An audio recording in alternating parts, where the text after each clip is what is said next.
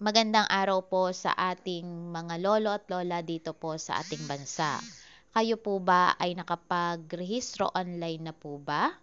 Kung hindi pa, atin pong pakinggan at panoodin po itong video na to hanggang dulo para mas maunawaan po natin ang mga mababanggit ko po dito sa video natin.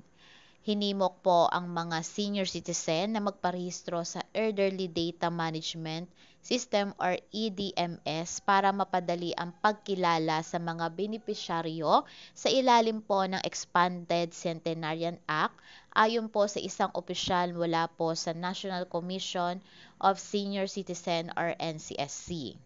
Sinabi po ni Angelo M. Pascual, Project Development Officer ng NCSC, na ang online registration ay mahalaga para po sa digitalization ng mga talaan ng gobyerno at upang matukoy ang mga benepisyaryo sa ilalim po ng Expanded Centenarian Act.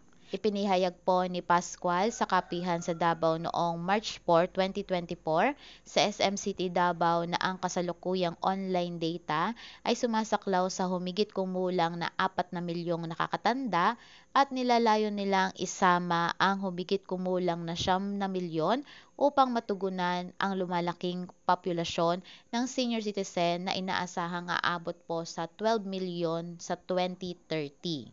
Ang pagpaparehistro online ay nagbibigay daan sa parehong mga social pension recipient at hindi recipient na maisama sa database.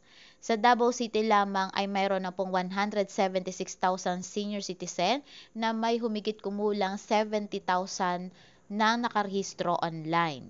Para sa mga nakakatandang individual na naharap sa mga hamon ng online registration, maaari po tayong humingi ng tulong sa barangay o sa Office for Senior Citizen Affairs or OSCA kung walang suporta sa barangay.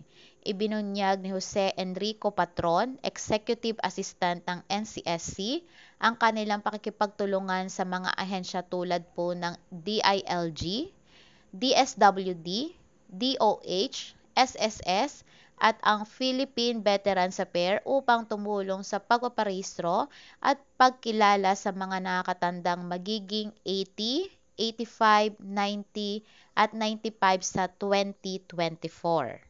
Ang Republic Act No. 11982 na nilagdaan ni Pangulong Ferdinand Marcos Jr. noong Pebrero 26, 2024 ay nagbibigay ng 10,000 pesos bilang kabayaran sa mga individual na may edad na 80, 85, 90 o 95. Ang pag-amyenda sa Centenarian Act of 2016 or RA 11868 ay nag-aalok ng 100,000 pesos na cash para sa magiging 100 taong gulang. Habang ang batas ay naisabatas, ang pagbuo ng mga pagpapatupad ng mga tuntunin sa regulasyon ay nagpapatuloy.